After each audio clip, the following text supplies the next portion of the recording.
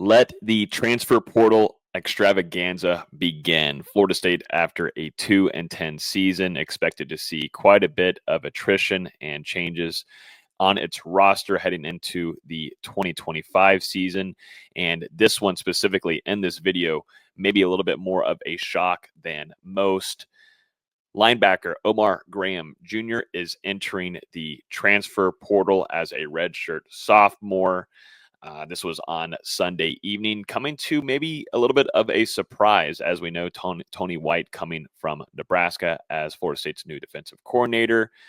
We have not seen a naming of a linebackers coach yet.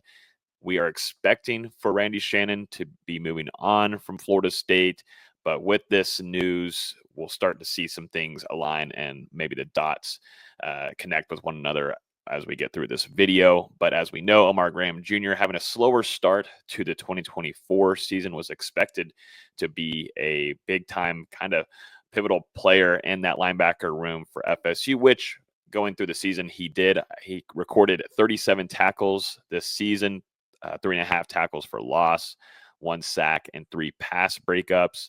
He had a season high of 8 tackles against the Clemson Tigers in October. He actually played 390 snaps this season, second most among FSU linebackers. He made 10 appearances and started the final 7 games of this last season. And as we know, like I was pointing to earlier, had a little bit of a slower start, definitely was not in the right spots just beginning the season, and took a little bit for him to get into a groove. But as you saw the season go on and him get more experience and just kind of found his footing, he started to become Florida State's top linebacker and making plays, and was good in coverage and also too deflecting some passes, potential touchdowns and end zones. He was a guy that was making, he was a playmaker for Florida State on the defensive side of the ball. There wasn't a lot of bright spots from this last season, but if I were to point out a handful of players, it was Justin Cryer, who we saw got injured in the latter half of the season, and then an Omar Graham Jr. at that linebacker position. Solely just speaking on that group, those two seemed to be ones that stood out the most. And you got some other younger guys like Nicholson, but specifically, though, number 9, I thought was making some really good strides. He signed with Florida State as a 3-star. He redshirted in 2022 and played as a reserve role in the 2023 ACC championship game. His career totals are at 68 tackles, 5.5 tackles for loss, 1 sack, 3 pass breakups in 27 games and 9 starts.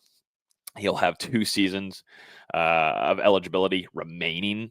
And, I'm trying to figure out, what is the reason for this entrance into the transfer portal? Because, with Tony White's defense coming in, you would think maybe there could be a potential fit here for Omar Graham Jr., but I think it goes a little bit backwards more into the relationship that he has with Randy Shannon. And I think he knows that, Randy Shannon is not going to be on the staff any further. And now, looking forward, he's doing what's best for him. And, I do think this is it's a rough loss, because as we go into looking at what this room currently holds, there's not a lot, that linebacker room and what, Randy Shannon put together the last few years, it's been thin there, and the recruiting department. And, once you lost your stars like Tatum Bethune and Kalen DeLoach, you were hoping to see more from DJ Lundy this season, and that just wasn't the case with Lundy. And then he, as we know, got injured as well, so you got a lot more playing time from some of these younger guys.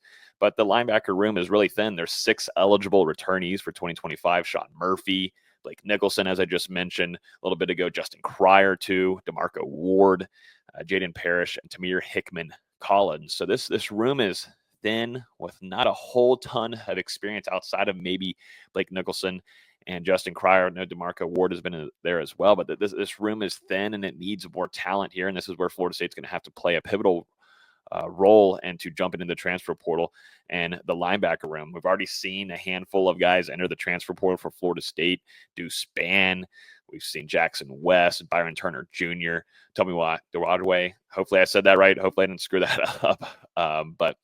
And then also to Marion Cooper, who, as we know, transferred over from Colorado this last year to play and return to Florida State. Right now, FSU only has one linebacker committed in the 2025 class, and that's 3-star Ethan Pritchard, who signed on early signing day. So yeah, I think this is not a great loss for FSU when you want to have some depth, definitely with some experience, and a guy that was rising and continuing to improve and get better in that 2024 season. So we'll see what ends up happening.